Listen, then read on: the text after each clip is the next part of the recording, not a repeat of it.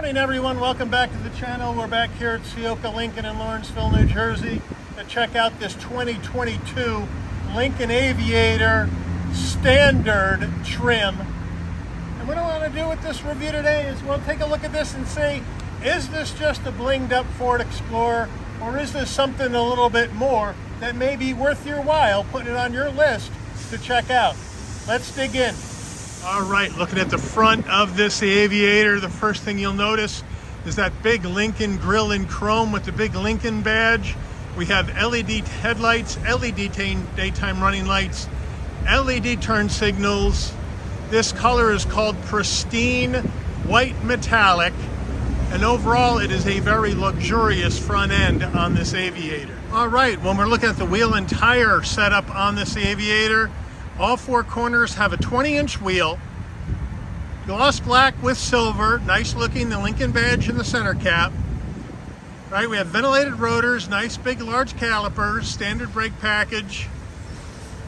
Tire size, we have 255, a 55 series sidewall, 20s on all four corners. This vehicle is all-wheel drive. All right, full side profile on this Aviator, and we have a lot of chrome.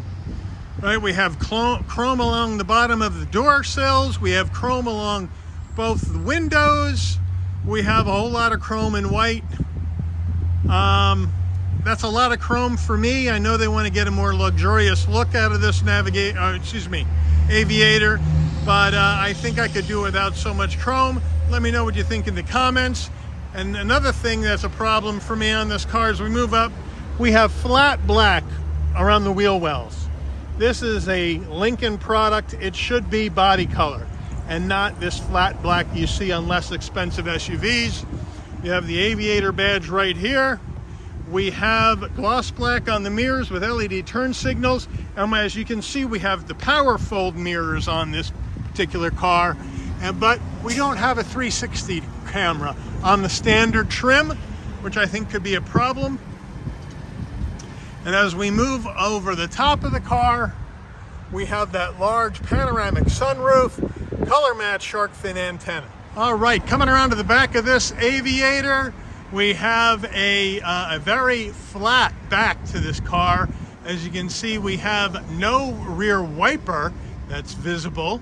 So as we come up to the top here, we'll see if it's tucked up underneath, and it is tucked up underneath, out of the way. So that's a nice touch right there.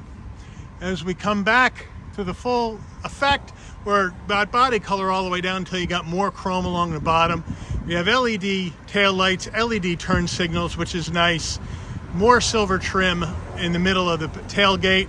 And then we have a quad tip exhaust down below. Functionality, slash cut, chrome, looking good. All right, we are under the hood taking a look at this engine.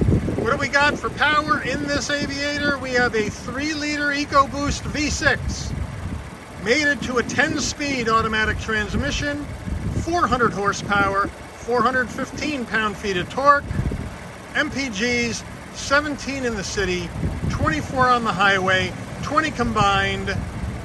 Minimum octane rating is 87, which is regular unleaded. However, Lincoln in the owner's manual recommends you use 91 octane or super unleaded gas to get optimal engine performance. Also, if you option in the towing package, this particular Aviator will be able to tow 6,700 pounds. All right, we are inside this Aviator in comfort and luxury. So, before we get started on the inside, you're going to want to know how much this costs. Well, the way this one is optioned, standard trim, MSRP, $59,790, which puts it on par with that Explorer ST that we did about a month ago as far as MSRP. So let's see if you get more in this than you do in that Explorer ST for the same price. All right, as we move to the footbox, a nice large dead pedal, brake and accelerator. Nothing fancy down here, but this is the standard trim, so I'm not going to be too hard on it for not having silver on it or aluminum trim, but overall it looks nice. We have carpeted floor mats in the cargo area. We have that nice Lincoln badge running along the door sill in a brushed aluminum finish. What we have here is we have, even though the power controls are not here on the seat, they're actually on the driver's door. We have power seats with 3 driver memory settings and some lumbar action, which is nice. All leather. This is called sandstone. All leather, nice soft bolstering, very comfortable, nice big headrests, very nice place to be. Door panels, we have the soft touch material up top. Again, you see those power seat controls right there with the lumbar action going for the passenger as well. We have a nice sandstone insert into the door panel, which is nice. We do have gloss black on the switchgear, which I'm not a big fan of, and around the seat controls, which I think it might be a little bit too heavy. Otherwise, it's a very nice looking and attractive door. And if you look right in here in the middle, what that is the popper to pop the door open. So you hit that button, the door pops, and then you push it the rest of the way open. And just in case the battery's out, there is an emergency door handle, door release inside that door pocket. As we come to the dash, we have soft touch material up top, some nice aluminum finish in the middle, more of that sandstone. This happens to be the leather with cross stitch, gloss black that connects your heat and air vents. And then as we move on down to the glove box, open it up, nice and big. All right, as we move to the infotainment system, we have a 10.1 inch Sync 3 system, right? Wired Apple CarPlay, wired Android Auto. It is a touch screen. It'll load up the map for you if you tap on it, and it does work. There's a little bit of a delay, not as smooth as Sync 4, but overall not bad. We have your audio, and then you can hook up your phone. You can go to nav in this menu. You can go to your apps. You can go to your driver settings and Bluetooth your phone, or set up any of the other preferences. So you'll have the car exactly the way you want it. And then up here we can go back to home, or we can hit the nav and we'll get back to our nav. So overall it's a nice system in this vehicle, but it is the older generation of Sync 3 instead of Sync 4. The engine stop button is way up here. As we move down, we have our heat and air vents right here. We have the button here to navigate to parking, so it's a parking navigation button. And then we have here to turn on our rear camera, as well as this button here that is going to be auto stop start on or off. That's what that button does. So if we do put this into reverse by using our push button controls for the transmission, we push it down for reverse. As you can see, we have a nice, very clear camera with trajectory on the rear, so very nice, but no 360 in the standard trim. Back into park, she goes back to menu. We come down further, we have dual climate control, which is nice. We have a heated front seat right here, and that would be 3-stage heated seats for the driver and front passenger. The heated steering wheel here, which is nice. And then of course you can use this dial to control your fan speed, or to turn on the rear AC controls as well, so they can get themselves all nice and snuggly or cooled down in the back. Here we do have this nice, it's almost like this black finish. It's not gloss black, but it protects from fingerprints, but it's an interesting design. You open this up, you have a nice rubberized tray in here, and if you turn back this way, you do have a USB-A and USB-C. Over here we have another tray for change or whatever you may need to put in there. And we have the Lincoln key fob, unlock lock, remote start, open a tailgate, panic button, the Lincoln badge on the back. Very similar to the Ford one. Not bad. 2 cup holders right here. We have this to control our drive modes, which I'll show you when we go through the dash. Open up the center console. We open that up. We have a nice big area for storage. And then we have a 12 volt right there. All right, looking at the steering wheel, we have a nice leather wrapped steering wheel. Again, in typical Lincoln fashion, you have your voice command button up on the 10 o'clock notch on the steering wheel. So be careful when you rest your hand there, you don't push it in and have the car start asking you for commands. Nice leather wrapped horn button, Lincoln badge, cross stitch, gloss black on the controls, which again, I'm not a big fan of. We have some silver trim down below, the 2-tone steering wheel looking very, very nice. We do have paddles on the left and right to go through this 10-speed automatic transmission. On the left, we have our bright lights over here, as well as our window washers. And on the right side, we have the control for the front and rear wiper. Down on the left is where you see your button to open the tailgate. We can brighten or dim the dash, and we can also set up our lights the way we want to have them. All right, what we're looking at here is a 12.3-inch digital dash here in this Aviator standard trim. And as we go through our drive modes, as you can tell, as soon as I hit that, it tells me I'm almost out of gas. We can start in Excite, which is like sport, and then we click it. Very sensitive, so be careful how fast you turn this dial.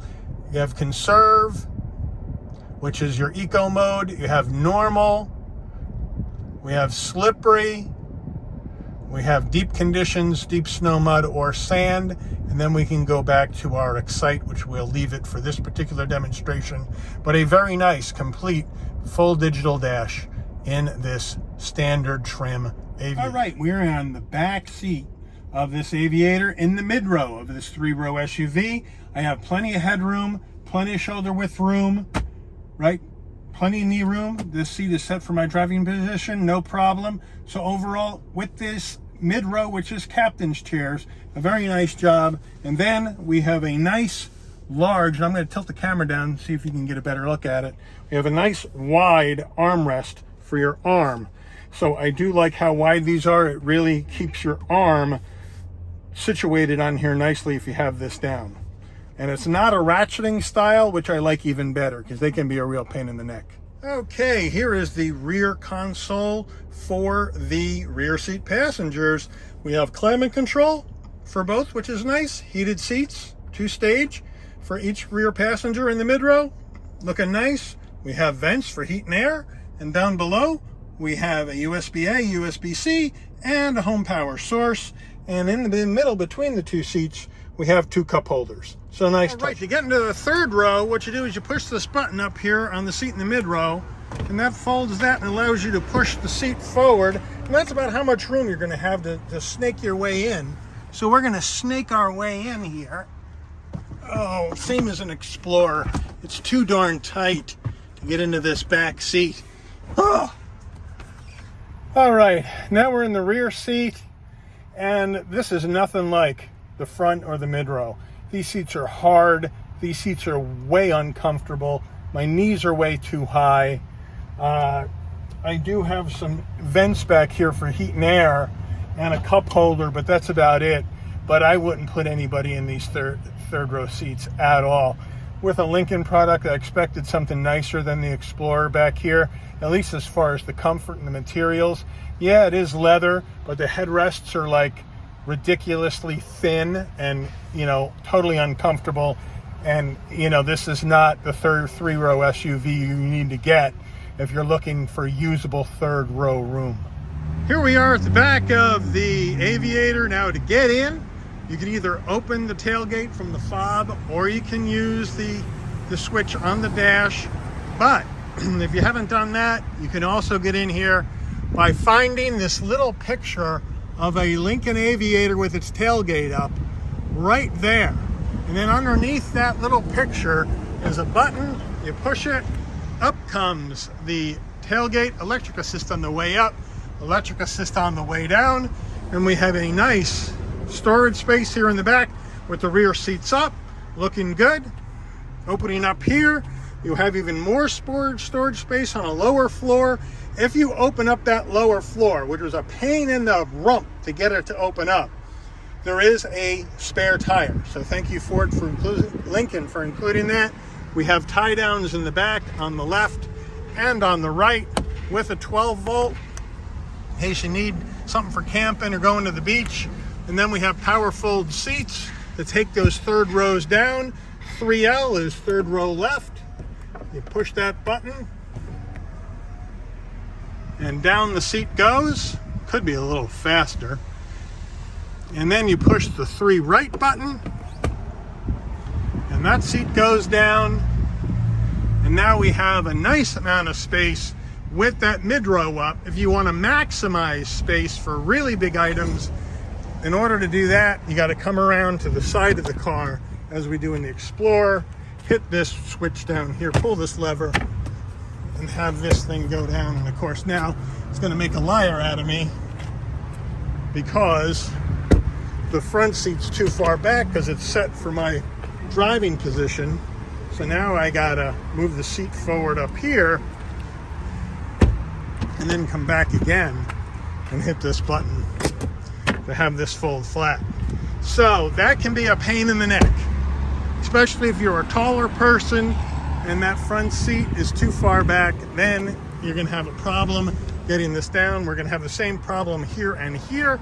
So I'll have to come around again to the front.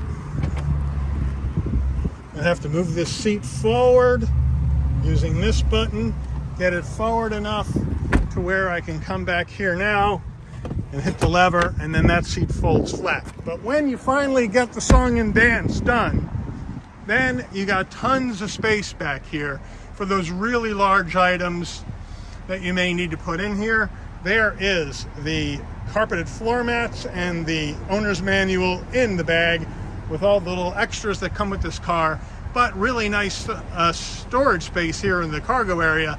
It's just, it can be a pain in the neck to get all those seats down. Like I said, especially if you're a tall person and you got to move the front seats forward further in order to get enough room for those rear seats, mid-row seats, to come down.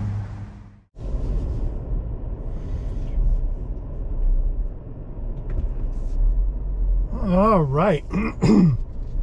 So we are heading out of Ciocca Lincoln in this Aviator.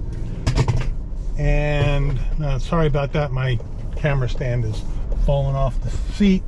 Ooh, we got an opening. So here we go, Aviator action. And right off the bat, we got that Explorer ST engine going on in here. The 400 horsepower, 415 pound-feet of torque. Really gets this big car up moving fast. We're talking about an Aviator that's almost 5,000 pounds in weight, but this thing really gets it up and moving fast. So, in our comparison with the Explorer ST, right, we are even Steven on the engine for the same price point, right? We are softer on this suspension here in this one. If you want a firmer, more sportier ride, Explorer ST is going to give it to you. However, the Lincoln is going to give you a lot more leather, more amenities, and a more comfortable place to sit. Explorer seats were comfortable. These are extremely comfortable. Really well done. The cabin is quieter, and on the Explorer we do have more sound deadening material, laminated glass here in the Lincoln, so that's going to give you a quieter experience on the road compared to the ST Explorer. We have the same infotainment, except we do have a larger screen here in the Aviator. You know, we have the heated seats, heated steering wheel, rear heated seats. The Aviator has them. The Explorer ST at the time we reviewed it did not, because Ford was shipping them without some of the options due to lack of chips, and then having the dealers do the rest of the installation once the chips come in. Looks like Lincoln is waiting till the car is completed before they send it out. So that's what I would prefer. I would hate to be somebody looking at a car and have a salesman tell me, well, it has heated seats, but they didn't get them installed because they didn't have the chips. So when they get them, they'll send them to us and we'll install it and we'll call you when they're in and then we'll put it in for you. I don't like that at all. I'd rather have the car completed at the factory and shipped to me fully completed rather than, you know, having to bring it back, because it might not be convenient for me to bring back. But overall, Lincoln Aviator, the question is, blinged up Explorer? Absolutely. Is it more than just a blinged up Explorer? Absolutely. Right? You know, Lincoln has done a great job with this Explorer platform to make it the ride smoother, to make the cabin quieter, to give you more features, to give you a more elegant ride, to give you more tech overall, more power options inside the car overall. So if the price points for the Explorer ST and the Aviator Standard are the same, which they are, then it's up to you on whether you want to go sportier, Explorer ST, or whether you want to go with something more luxurious and a softer ride, like this Lincoln Aviator. But as far as engine power, same exact engine, and same exact power numbers, same exact MPGs. So it's really up to the end buyer, but I like this Aviator quite a bit. I'm a big Explorer fan, as you all know from the 2 Explorer videos I've done. So I figured I would like this car, but if you're looking for something a little bit more refined, a little bit more luxurious, a little bit more comfortable, then for the same price point as the Explorer ST, you know, take a look at and put the Lincoln Navigator on your list. The thing I find very curious, though, one last thing. Excuse me, got a frog in my throat today. The Explorer ST has the rear wiper on the bottom part of the glass, right? The Aviator, which is, you know, the same platform, has the rear wiper tucked up underneath the roof spoiler. Why in the world isn't that done on both? Why is Ford doing it one way and Lincoln doing it another way? You know, I know maybe you want to make it more luxurious, but for the rear wiper to be tucked up underneath, it's not to make the car look more elegant. I mean, I guess part of it is, but it's also to protect that rear wiper from the elements. If you live in a cold climate, you're going to get snow and ice in the winter. You get ice all over that thing. You get snow all over that thing. The rubber freezes, wears it out. Or you take it through a car wash and the thing gets hung up in a car wash and torn off the back of the car. I mean, that's how I view the major reason to tuck that up underneath the top. Yes, it's more aesthetically pleasing, but also you're protecting that wiper from damage and from the weather. And if they're doing it on the Lincoln Aviator, come on, Ford, do it on the Ford Explorer too. Doesn't seem to make any sense to have a different approach to that rear wiper for essentially what is the same vehicle. One just being a luxury trim and the other one being a sportier trim. So that's my editorial comment on that. Let me know what you think in the comments. Let me know what you think about this Aviator. Do you agree with me that even though it's a blinged up Explorer, it's still worth looking at as a luxury SUV premium brand? It's got a better warranty. Explorer 336. This one's a 450 bumper to bumper. Let me know your thoughts in the comments. I want to thank Ciocca Lincoln in Lawrenceville, New Jersey for allowing the channel access to this Lincoln Aviator for review this morning. I also want to thank everyone for watching. If you enjoyed the video, please consider giving it a like. Please also consider subscribing and turning on that notification bell so you'll never miss another Shabby's Rides video. And I'll see you guys on the rebound. Take care, everybody.